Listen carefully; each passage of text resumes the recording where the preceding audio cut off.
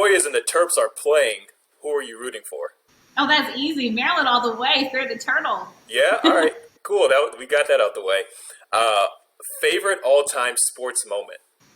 Favorite all-time sports moment. That's a good one. I think I'm going to do. Live from the streets of Washington, D.C., on the corner where sports and culture meets hip-hop. Sharing stories of the DMV and spitting fire for the whole damn country. This is First and Told with Chad Ricardo and Darrell Bucknight. What up, my people, and welcome back to episode 3 of First and Told. I'm Chad Ricardo. That right there is my main man, Mr. Darrell Bucknight. Another fun episode, Chad. We got a huge show for the people here today. Kelsey, Nicole Nelson of the Washington football team, as well as Fox Sports Radio 1340 AM, will be joining us in just a moment. But before we're able to get to her, we got to break down these headlines. D, I want to start off with Kentucky. Recently, they announced that students in grades K through 12 could have what they're considering a do-over year. This means that all student athletes have the option to repeat their grade if they so choose so, to make up for educational as well as athletic opportunities that have been lost due to the COVID-19 coronavirus pandemic. What I want to know from you, D, is do you believe that the same thing should happen here in the DMV? Is that fair or foul? I think it's fair. I think it should at least be considered. You know, given the opportunities that have been lost, given the chances for playing time, for film to be evaluated by college coaches, especially for those upperclassmen who may have lost out on those chances, I think it's only right. You know, and I think Kentucky is looking at it from a holistic perspective, right? They're saying, okay, all these sports have been lost. This time has been lost. The student athletes have been neglected. And so much has been thrown out and washed down the drain. So in the DMV, I think leadership has to take into consideration the opportunities that are no longer available or may not be available for those who just go straight from junior or senior year to college without that opportunity to have themselves evaluated or to have themselves looked at. I think it's fair, and I do think that it should at least on the surface be looked at, and it should be considered, because who knows? Who knows how another year of eligibility could change a kid's life, could lead to a greater opportunity. I think it has to happen. Yeah, since fair or foul is kind of a baseball reference here, I'm gonna have to go with a check swing on this one. D, did you see what I did there? I gotta go with the check swing, and here's the reason why, right? So on basis, when we initially look at it, I think that it would absolutely be tremendous, because I cannot even begin to mention all of the student athletes who have been negatively affected. And we look at seniors, but it's not just seniors. It's also, to some extent, to a larger extent, the junior class, that them losing this year, how that's going to affect them for getting on the radar, because that's really when you get on the radar. Sophomores as well. So they have been affected, but I look at this is what has been done from an athletic perspective in the NCAA, whereas this year did not count against the eligibility for any student athletes. But what it's done is that it has created a logjam. It's created a logjam at that collegiate level, which is now also hurting the student athletes that are in high school, which then ends up hurting the student athletes that are coming after them. So it ends up creating another issue on top of the one that we already have that just pushes everything back further. So as much as I would love to see something like this happen, I would love to see it, I don't know necessarily that it would work. There are also a ton of individuals, whether this is accurate or not, there are a ton of individuals in the Washington, D.C. public school sector who are speaking about budgetary situations. So if this were to happen, do they have the budget to handle the influx? Because everybody isn't going to stand back. You know, some people will want to advance. So could they handle the influx of additional students in the school system from an academic portion and from a school size portion? So I'd love to see it, but I just don't know that it's feasible. So many things that are unknown, Chad, and I think again it's something that has to be put on the table, and we'll see what happens from there. Check Um, swing. check swing, check swing. Uh, this is another interesting point that I want to bring up, and it's similar to what we just talked about. You look at college basketball, right, and you look at the teams that were very star heavy, the one and done teams, Kentucky, Duke, Kansas this year. All of those teams weren't that successful at all. They were unranked. They had losing streaks that we haven't really seen in recent years, and just turmoil inside the programs. A lot of those teams didn't live up to those standards, but a lot of teams with experience, Virginia, Gonzaga, even Michigan to an extent, teams that have that experience and don't have players that are there for 1 year are doing better than those one and done teams. And I want to ask you, do you think that the same is going on or will happen with high school sports where teams that have a lot of star recruits or teams that have a lot of transfers from other schools will struggle against teams that have that foundation already set? Do you think that's a possibility for some of these teams this year? In a word, Darrell, no. In a word, no. Listen, Okay. when we look at this, right?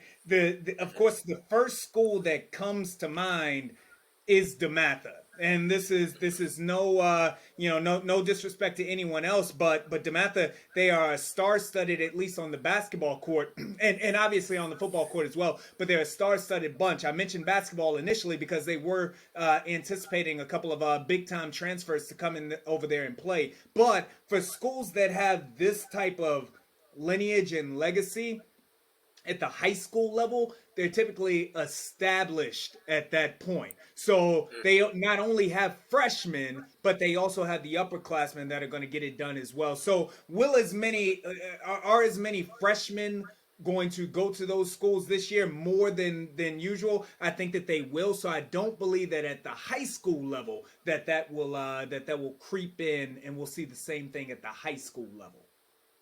I kind of agree with you, but I also think that there's going to be a greater reliance on those upperclassmen to perform, and those freshmen, those younger guys, those incoming transfers who don't have that experience, who don't have that off-season time, like Cam Newton didn't have last year. They're going to struggle a little bit to find their stride, especially early on, and they may get. I hope they don't, but they may get a little flustered. They may lose some confidence, and in the back of their mind, they're like, did I make the right choice? Did I make the right decision? And it could backfire. So I hope that's not the case for a lot of these student athletes, but I think there will be a lot of reliance on the upperclassmen to lead these teams this year. Here's where I agree with you, but we defer. If we're talking about the spring seasons that are going down right now, then I would agree with you to an extent when we're talking about the spring seasons, because to your point, programs had to be disrupted. They weren't able to practice and play the way that they typically were. But at this level, it's not as important. If you look out there again, DeMatha has done extraordinarily well in all of the seasons that they've been playing in. Sidwell, who is a very established team last year, but brought on a couple of new people at the girls level. They were dominant, to my understanding, in the league that they were playing in. South County, I saw them a couple of weeks ago. South County is South County, although they kind of fit into your other category. And, so these teams, they have the prowess, they have the pedigree. So even if they rely on those who have been there, they do not struggle, would be what I say to that. Fair enough. Fair enough. Moving on, as you take a look at the DMV, of course, and we touched on this last week, Caleb Williams, and we talk about him so much because he is such a large star, and we will look back on the Caleb Williams era and say, man, that young man came from this area, and we had an opportunity to watch him play. Well, Caleb Williams has moved on to Oklahoma, so Darrell, the potential next huge quarterback star is Cameron Edge, quarterback of DeMatha. Is Cameron Edge the next big QB prospect to come from the DMV? I'm going to say yes.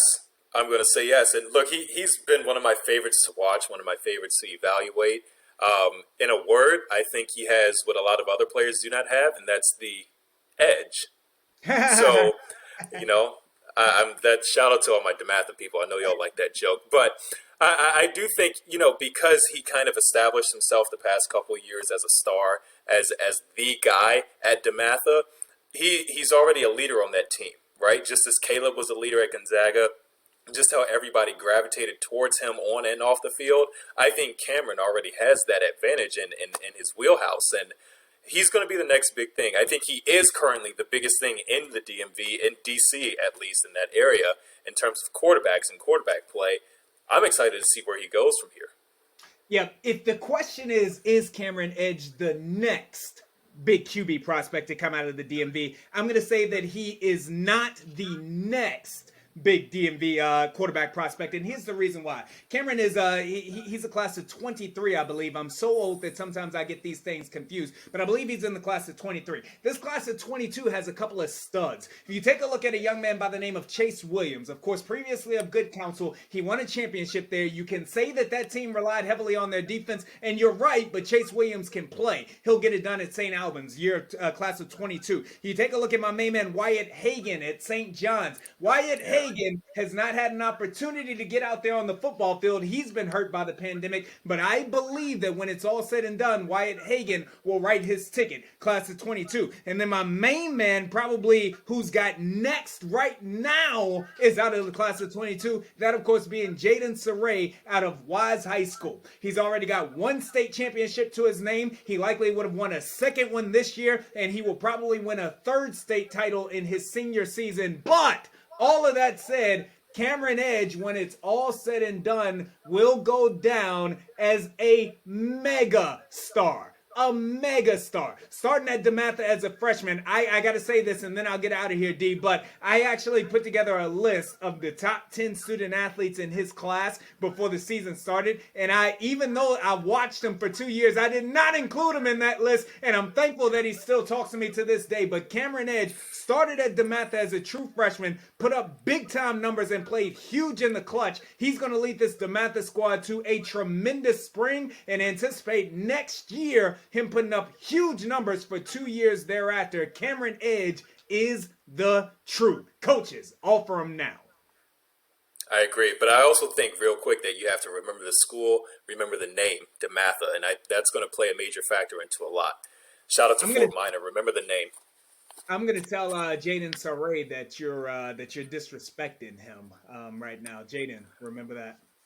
Well, I'm gonna tell all the other football fans that you said football court a couple minutes ago instead of football field. So we're gonna remember that. It's on video. I've got a baby. I don't sleep. Last question. Speaking of quarterbacks, actually, we're gonna move on to the NFL. The Cowboys, your favorite team, Chad, right? Have signed Dak Prescott to a 4-year, $160 million deal. Chad is also not a Cowboys fan. He is a Giants fan, which is a little worse. Is it about time, or are you surprised at the timing of the deal? Yeah, Giants fan, and I believe that we've got Kelsey, Nicole, Nelson coming up on a little bit, so I'm surrounded by Washington football team fans. Too bad we went, what did we go, 2-0 against you all last year? Did we go 2-0 against you all the previous year as well? Did you win any? Did you go to the playoffs this year? Well, I mean, in fact, the previous year going 2-0 against you all meant that we did not get Chase Young, so that actually backfired against us here. Okay, so to your question here, as we talk about a team that we can equally dislike, and that being the Dallas Cowboys, I do love Dak Prescott. I think that this deal was, it's likely 2 years too late. The young man came in, he performed, he outperformed his draft stock, being a 4th round young man. He is a winner on the football field. He puts up numbers. He's a leader on and off of the football field, and he's an exemplary young man. He is the type of person that you want to hang your franchise on because he represents the team in the right way. I thought that it was disrespectful the way that he was treated up until this point, so I am happy to see Dak Prescott get his money and to represent the team that he has always wanted to represent. Yeah, I couldn't agree with you anymore, even though it is about the Dallas Cowboys. I think it is a couple years overdue. I think he was deserving of it in 2019, probably, when all this contract talk really elevated and took off. I think he's handled himself extremely well. He's been smart. Unfortunately, last year he had that terrible and catastrophic injury that derailed his season, obviously, and people thought possibly his career and what would come of it. Would he get a contract this year?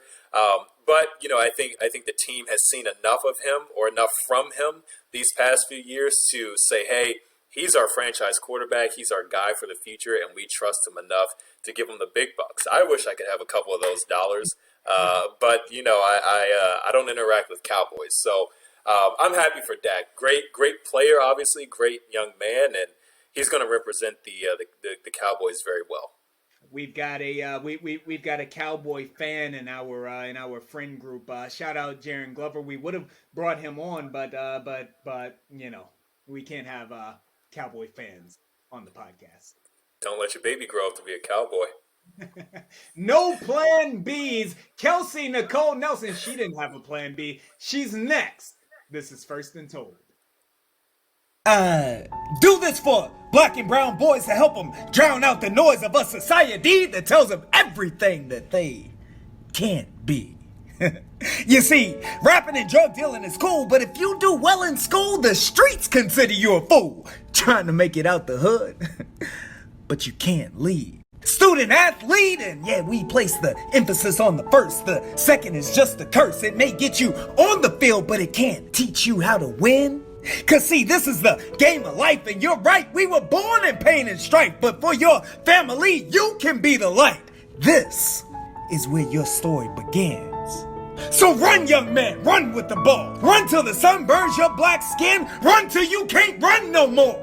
Run all the way to college. Run from the streets. Run towards knowledge. Run for your degree. Run to take care of your family. And run for your education, because that is the ultimate score. Run.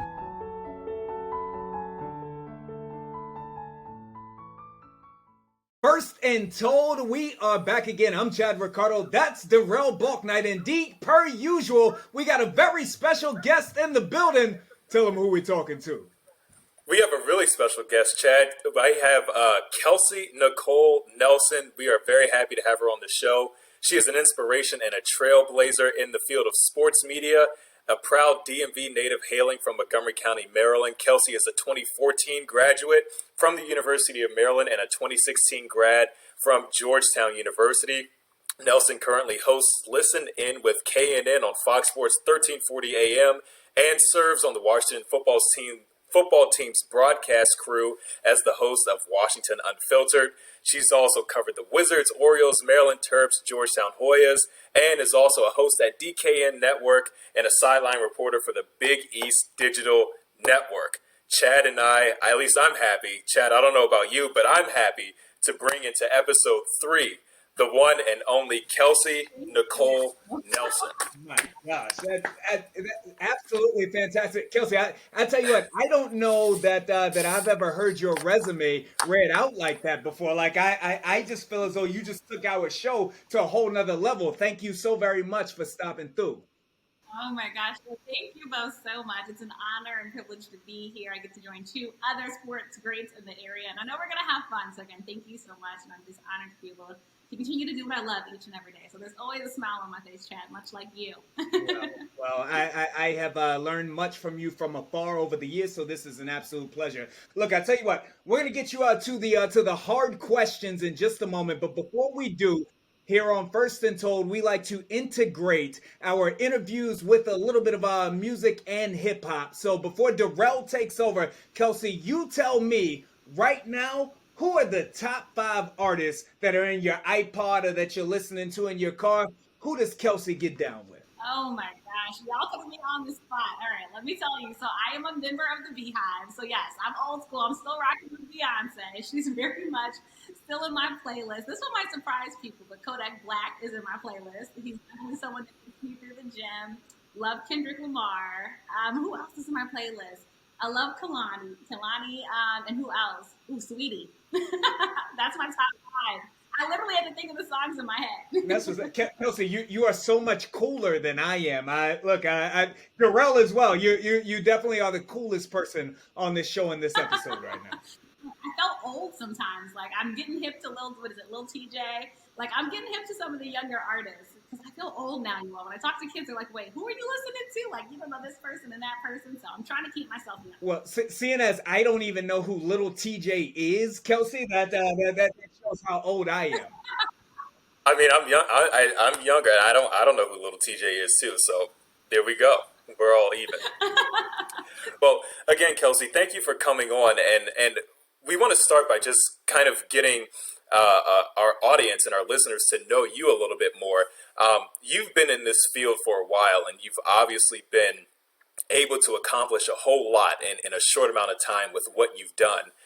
How did you get your start in sports media, and when did you first discover, or when did it first click in your head, when you noticed that you wanted to get into sports media and journalism? Yeah, that's such a great question. I believe it's always so important to share our story, right? Because everyone looks on social media and they see the glory side of our job, but how do we really get into that job? And so for me, I started like most people. I started in school, right? So I will say I started in high school. I started writing for my high school newspaper. I became news managing editor. I became yearbook editor in chief, which was super cool for me because I went to a brand new high school. So I was one of the first ever yearbook editors there. And of course, you guys know the sports section was definitely the best section there. And for me, I played a bunch of sports.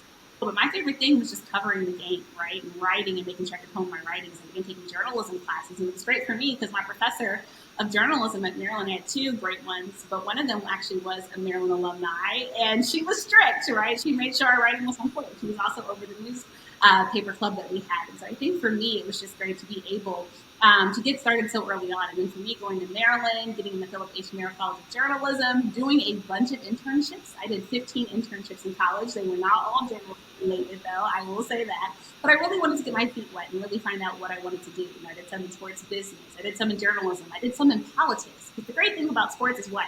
It touches everything, right? Sports touches everything. And so I really wanted to get the full grasp of it. And then luckily for me, of course, I kind of went on to grad school. But for me, it was starting off covering high school sports, like most people, starting off in community access television and then just kind of working my way up from there. And of course, the school television show and the school newspaper. And yes, I worked at Maryland's radio station above our dining hall. So anybody that goes to Maryland, campus dining hall works in the radio station there.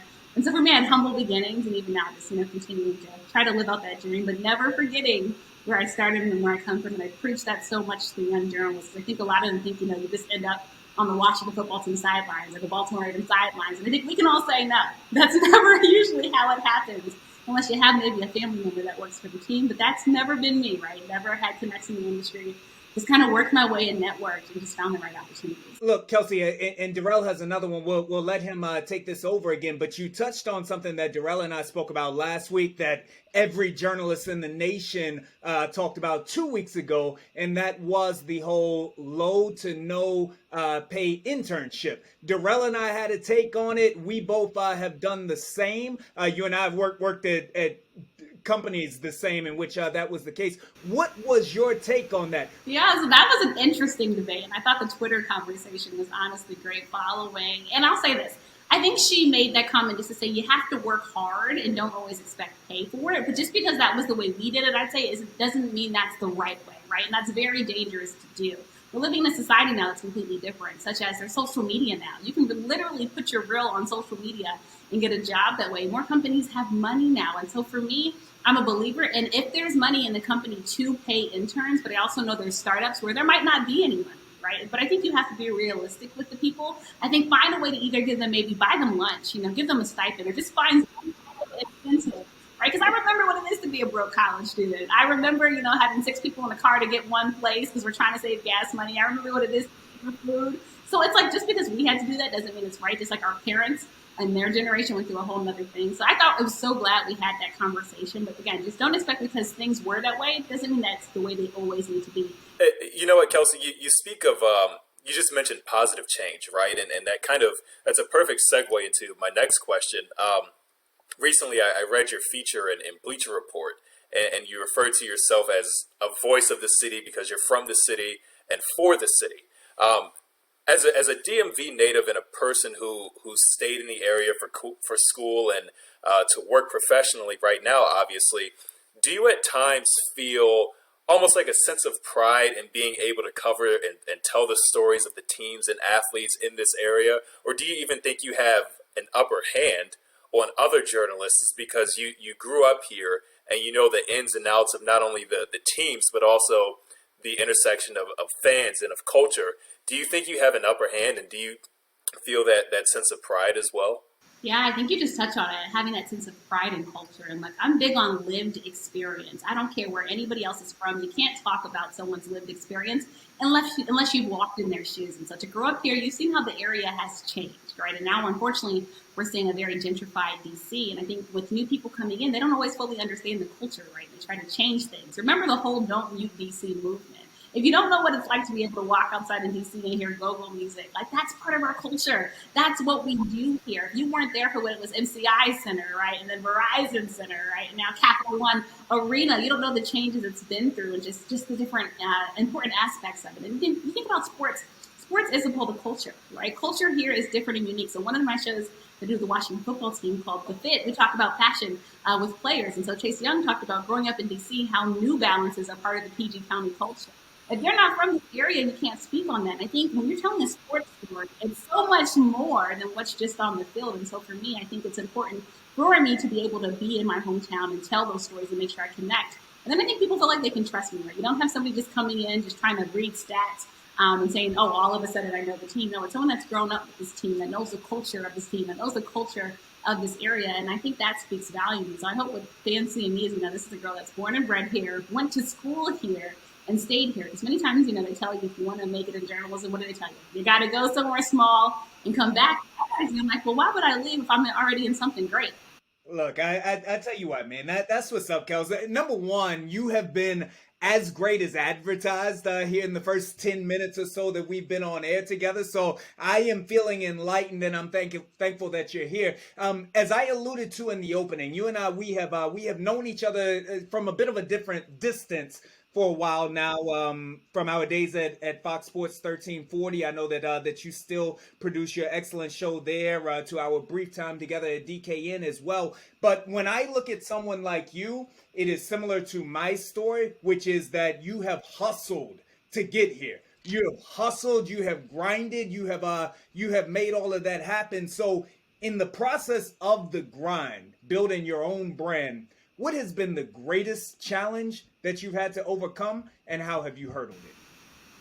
Yeah, that's such a great question. And building your brand, something so unique now, and it's something that's so important and vital. Like you said, Chad, you hit it on the head. You have to hustle and you have to grind hard in the right way, work smartly and effectively to really make it in this area. And I think for me, unfortunately, I think the hardest hurdle has been sometimes people can't get over the exterior, right? And so anytime I walk into a room, and I'm proud of it, I'm always a Black woman, but some people aren't always comfortable with that. Some people aren't used still to a Black woman talking sports. Some people really aren't used to a woman talking sports.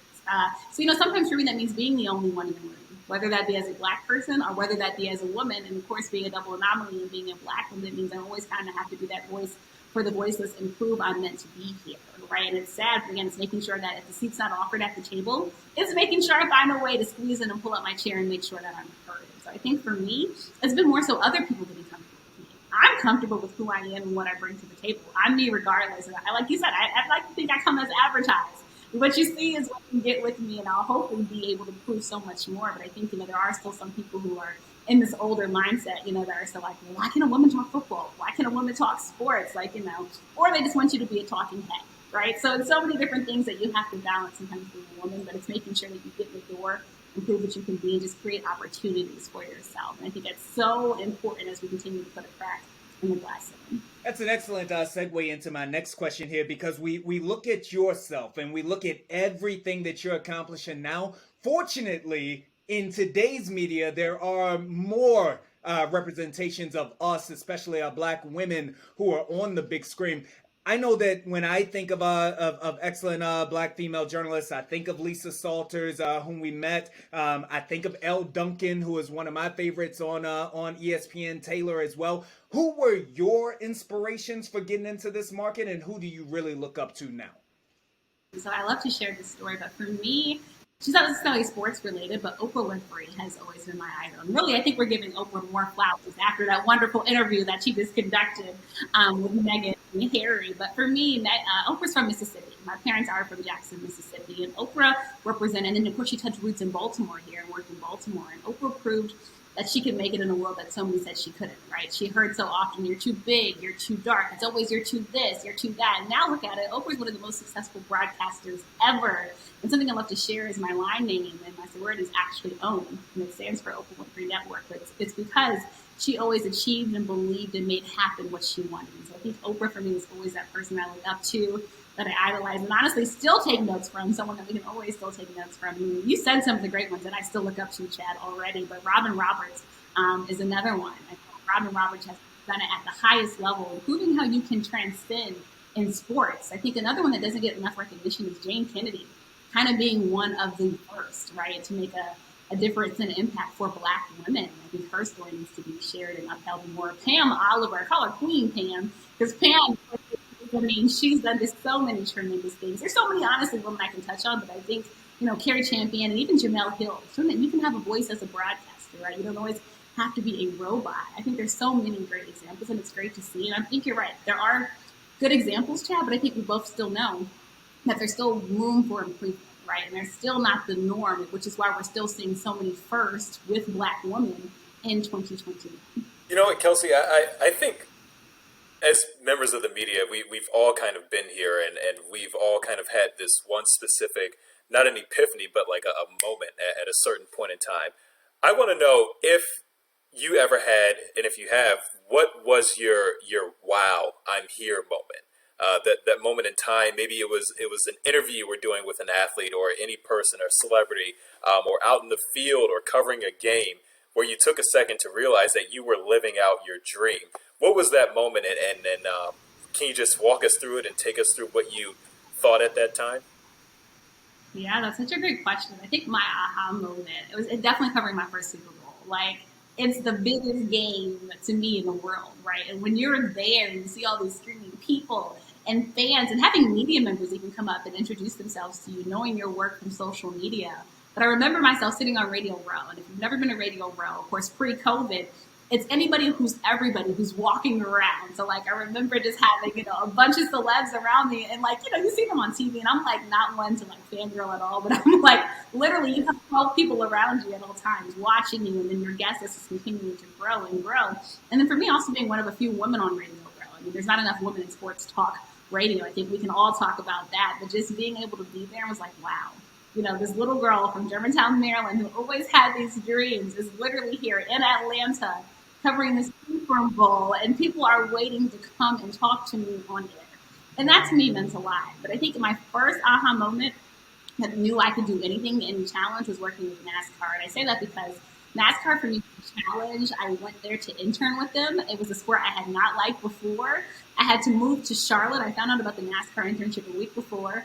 I moved down to Charlotte, sleep on a friend's couch that I met at the internship. The first week is I had to find housing in Charlotte, but I'll never forget getting a chance to be on Sirius XM NASCAR radio. And NASCAR is like, people think about the sport in different ways. But being able to sit there in a room full of, with Chocolate Thunder, who was the radio host at the time, this white guy that just knew the sport, but being able to be on air and like have people want to know my opinions and what I thought, I was like, wow. I love this. I can't leave this. And it just showed me, any challenge that comes my way, Kelsey Nicole Nelson could conquer and handle. So I think those are my two aha moments. I think, we always have them. But again, it just shows in this job, that's what's fun about it. You'll have those moments. I think, another one I can touch on is interviewing LeVar Ball and having LeVar Ball tell me I'm one of the best broadcasters that he's ever talked to. I'm nervous for that.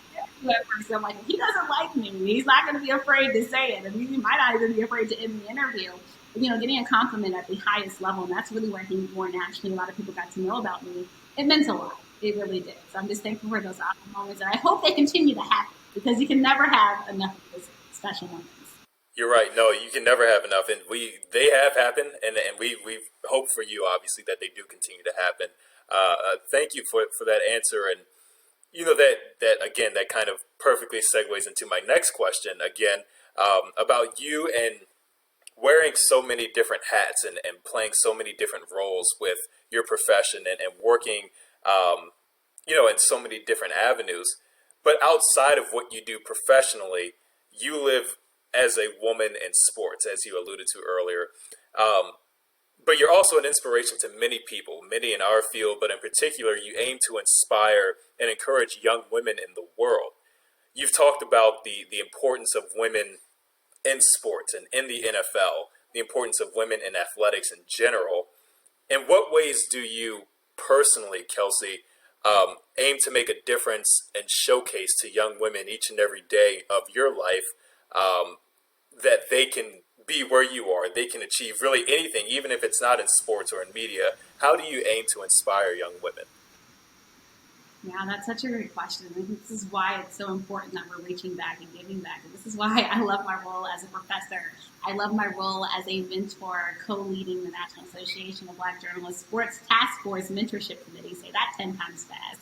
But still all that to say, I think it's just been for me a blessing again to live out my dreams, but also be able to be accessible. Right? It's like, sometimes you see these celebrities, you're not being able to touch them. I love when young girls come in my DMs and say, hey, Kelsey, would you mind mentoring? Hey, Kelsey, would you mind speaking to me? A couple of weeks ago, I just spoke at Delaware State University, and now I'm working with one of the students there at the presentation. We did a woman in sports fireside chat. I'm reading her work. Right? She's into sports, but she's also into fashion design. So I was like, hey, let me read your work, and I can help you with the journalism aspect. I just got a stylist, so hey, let me also connect you with my stylist who can help you more with the fashion design and the fashion aspects of it. And I think that's what it is. It's like everything I learned, it's making sure that knowledge is shared and passed down. And that's why I say being accessible. I love being able to give that. Everything I learned, guess what? It's not being just held in my head. Mind you, I'm going to share it in the classroom. I'm sharing it with my students. I'm sharing it with my mentees because it's a pipeline. And also, it's a two-way street because I also learn from them. As I talked about, the newest music, if someone quizzes me on like the newest rappers, I'm probably selling that horribly, right? I'm just watching it. But I learned so much from them. I think that's one of the great things, even with my professor role with the school Doral in Florida. They're running a radio station. They're running a radio station. These kids are making podcasts and so young. And so I'm teaching them what I know about podcasting, but also they just have a whole new wave because they grew up in this technology digital age, where we took time with technology. We knew what MySpace was and Zanga, and, now Facebook, they say it's for old people. But, they're catching things so quickly. So, for instance, they're showing me how to use TikTok creatively, right? And I still haven't made a TikTok yet. I have the account, but I still haven't made one yet. But, it's the new wave, right, of reaching your audience through social media. And so, again, I think for me, it's making sure that you give back and just speak with them, but also create a pipeline for them. If you're going to a game and you had passes, of course, pre-COVID, let them mentor and let them shadow you. That's one of the things I loved when I was the Washington Valor team reporter. I was able to have people shadow me, right? Come in. I had my mentee, Kayla, come in. She even got to ask the football players questions during the press conference, right? Because it's getting that access to opportunity. I think that's the biggest thing that I'm on.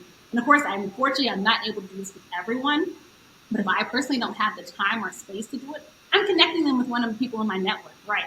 Hey, Chad is great at this. I think you should be connected with Chad. I'm going to reach out to you to connect her. Daryl is great at this. I want to reach out and connect you to him. So I think that's what it is, just making sure that we create these access to networks for all young people. Because as we know in this industry, it really is who you know and who knows you.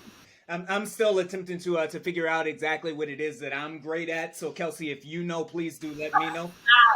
Listen, one of the things that is extraordinarily important to me, though, is as you all just alluded to, is mentorship, is giving direction to those who are coming after us. You right now are operating at this entirely different stratosphere, right? Like if there was a top 10 of who got next, like you would be number one at that level right now. So for anybody that's listening right now, though, obviously once you get here, there's a ton of pressure. There are sometimes stresses. There are sometimes anxieties when you're going on TV or when you're at games or when you're at the Super Bowl. What do you say to yourself in order to kind of calm yourself down in those moments, to let yourself know or to remind yourself that this is what you were made to do? I think that this is when you have to remind yourself that this is what you worked your entire life for, and what you worked your entire life to be in. And I think I always tell people, if you're in a room, know it's for a reason, right? I don't believe in coincidences. If you're in a room, it's for a reason and for a purpose. You've just got to find that. And again, if you're on an elevated platform, make the most of it. And what I like to tell people, especially since I freelance, is I look at everything as an audition.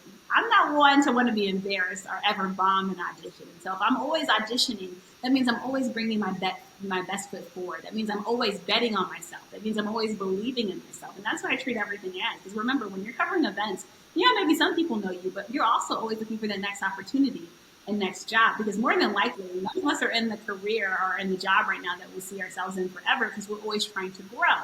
If I want to grow, that means I need to prove to someone else that I have what it takes. And so I think if you look at everything like that, and I'll tell you guys, if you can't tell, I have a competitive mindset and spirit, but if you're looking at it as an ambition, I think it means you're going to be great. Because when you ambition for something, it means you wanted it, and it means you're going to put your best foot forward. And so I tell people that all the time, but also to enjoy the moment, right? You only live once, to live in the moment. One of my favorite songs is from Nicki Minaj, Moment for Life. You know, I take that so seriously.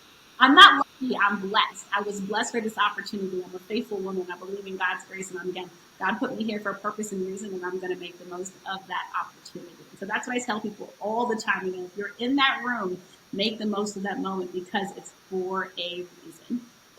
Now, look, this entire thing again is it's a grind, it's a climb, it is and it's uphill each and every day. I was Darrell and I, we were having a conversation previously, and I told him that when I got on at NBC Sports Washington, when they called and told me that I was in over there, like I actually cried. And fundamentally, like I'm not an emotional man at all. I don't, I don't cry at movies or anything, but like I cried, and initially I didn't get it, but the reason is because it was a validation of all of the work and all of the efforts that I have put in over the years, all of the days in which people don't realize what it is that you're doing, all of the things that you don't get pats on the back for. So what was that moment thus far for you that maybe brought you to tears? And then secondarily to that, what will be the next moment for you in your mind's eye that will do the same? Well, I'll tell you, the moment that I got really emotional was getting that call to work with the Washington football team. You have to remember, growing up here, it's one of the biggest franchises in the entire world. And so to be a girl in that area, I shared this in my Bleacher Report interview. You know, growing up, I didn't have money to go to professional games. I went to my first professional games because my family got free tickets. So to be able to work for a team that I once was not even able to go watch in person, the team with the storied legacy, the team with the storied history, and the team that everyone said, Kelsey, you're going to work for them. You know, you're going to have to go away for a long time to try to come back. That meant a lot to me. When the professional organization was believing in me, they wanted me a part of a new project. And I think that was just that moment. Again, there's nothing like working for your hometown team. I don't care what anybody says, but like Dorothy said, click the shoes. There's no place like home. And I truly believe that. And then I think for me, the next aha moment would just be reaching my goal. You know, I hope to be national. And so hopefully, you know, when that time or opportunity comes, you know, just to be able to hopefully one day be in all households, that's for me going to mean a lot. You know, again, a girl from humble beginnings and humble roots, you know, I think it would just make me just feel like, wow, all that work I put in, you know, here I am. I think for me too, you know, outside of sports, I have my community action project, Book Breaking Borders. When I make that a nonprofit, I will definitely also be crying, because education is also big to me. So I think if you ever see me crying on social media, that means one of those two things came true. All right, that might be the only time I post a picture actually on social media, Chad. But I love hearing that story for you. I'm so proud of you. And I remember when you got that NBC Sports Washington job. Again, because I know your hustle and grind, even though we really haven't had a chance to meet each other face to face, it just means, because I think we've done what people kind of said we can't do, and did it our own way by our own terms. And I think that means a lot when you get to be your own narrator of your own story. We write our own ticket. If you can build a house, you never have to wonder where you're going to sleep at night. Okay, Kels, that's the end of our hard questions. Now, Darrell's going to take you through our final segment. This is called a 2-minute drill. He's going to ask you a bunch of questions really quick. You do your best to answer them. He's a tough judge. I'm not. No, see, that's where we go wrong. I'm not the toughest judge, but like Chad said, this is a fun little segment that we do called the 2-minute drill. I'm going to put 2 minutes on the clock. It's basically rapid fire. Whatever comes to your mind, you can go ahead and answer, and we'll have a little bit of fun. I'm ready. 2 minutes on the clock starting now. All right, you're a Georgetown and Maryland graduate. If the Hoyas and the Terps are playing, who are you rooting for? Oh, that's easy. Maryland all the way. Fear the turtle. Yeah, all right. Cool. We got that out the way. Favorite all-time sports moment? Favorite all-time sports moment. That's a good one. I think I'm going to do Ravens and 49ers Super Bowl. For me, it's just phenomenal to watch. You guys remember the Harbaugh Bowl. I grew up a Ravens fan, and being able to see that, Ed Reed is my all-time favorite sports player. Just what a special moment that was. And then getting to see that parade in Baltimore after, I will never forget anything like that. So I'm going to pick a moment that I actually wasn't a part of. I just got to watch, but Super Bowl all-time high. Fantastic. All right, which DC area team is your favorite to cover? Definitely, obviously, the Washington football team. Come on. Yeah, I knew that. That was an easy one. That was an easy one for you. Which, if any athlete, have you ever been nervous to interview? Ooh, that's a good one. I don't know if I've ever been nervous to interview. I think I would say he's not an athlete, but it definitely was LeVar Ball. Just because you don't know what you're going to get, and he will quickly tell you if he doesn't like you. So I think that was the one I had the most nerves for and pressure. But I think for the other part, like most athletes are cool like you all, so they're easy to talk to. But he's probably the one I might have sweated a little bit. Baby here's my a little bit. Awesome. What is the best game you've ever covered or called? Ooh, best game I've ever covered. Ooh, that's a good one.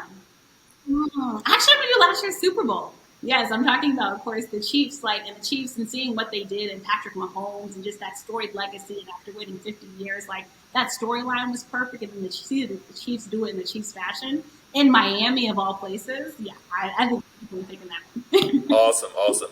10 seconds left. How can our followers and listeners connect with you? Yeah, so KelseyNicoleNelson.com is my website. I'm on social media, The Real K Nelson. I'm on Facebook, Kelsey Nicole Nelson. And check out my show, Listen In with K&N on Fox Sports Radio. Awesome. 2 minutes. Look at that. Perfect. Told you guys I like competition pressure.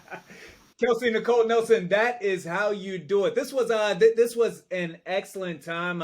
For the umpteenth time, you and I, we've known each other for the years, but this is the greatest opportunity we've had, an opportunity to communicate, and this was all that I ever could have imagined. Thank you so very much. Thank you both so much for having me, and honestly, keep up the great work. It's a joy and privilege to be on here. I'm going to keep being a fan and keep rooting for you all and keep seeing you all reach new heights. I'm excited for it. Yes, thank you very much. You guys are awesome. Somebody pray for me, even when I'm not wearing your favorite colors or Catholic school jersey. Somebody clap for me, even when I follow my own path and don't choose your favorite university. Keep that same energy. I know you love me now, but will you still love me when I speak my truth? You supposed to be kin to me, but you not understanding that Black Lives Matter is threatened daily by some in blue. Somebody pray for me. I pray that this work I'm doing shows up in more than just the box scores. Somebody cheer for my success. Uplifting my family is how I put points on the scoreboard. So somebody cheer for me. Cheer as hard as you do on Friday night. Cause I need somebody to pray for me. Cause for you, this might be the game of the year, but for me, this is the game of life. Somebody pray for me. Another huge shout out to Kelsey Nicole Nelson. Big fan of that young lady, D. Tremendous interview. I was aware of a lot of the things that she did, but she totally blew us away there. And you know what? When I was reading her resume at the beginning, that wasn't even like a fifth of what she's done, and she's done it all in a short amount of time. So she's an inspiration to us and to people in the media everywhere and just people in general. So thank you, Kelsey, again for coming on the show. Stacey D. Stewart last week, Kelsey coming through this week as well. This is Women's Appreciation Month, and we are thankful to have these women stop by First and Told. Speaking of which, D, you're watching us right now on video, potentially on YouTube, listening to us as well. Where are all of the places that they can find us? Well, obviously you can see our faces and see our full interview with Kelsey Nicole Nelson on YouTube. Just go on YouTube and search First and Told podcast with Darrell Balknight and Chad Ricardo. We are on Apple Music. We are on Amazon. We are on Spotify. We are on iHeartRadio and Buzzsprout.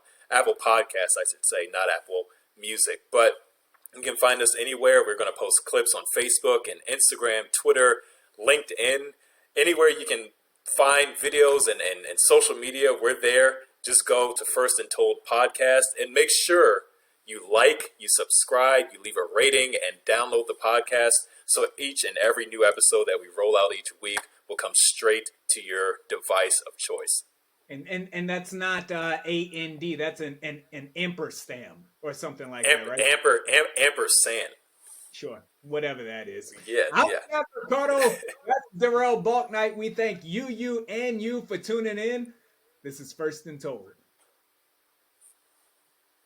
Excellent.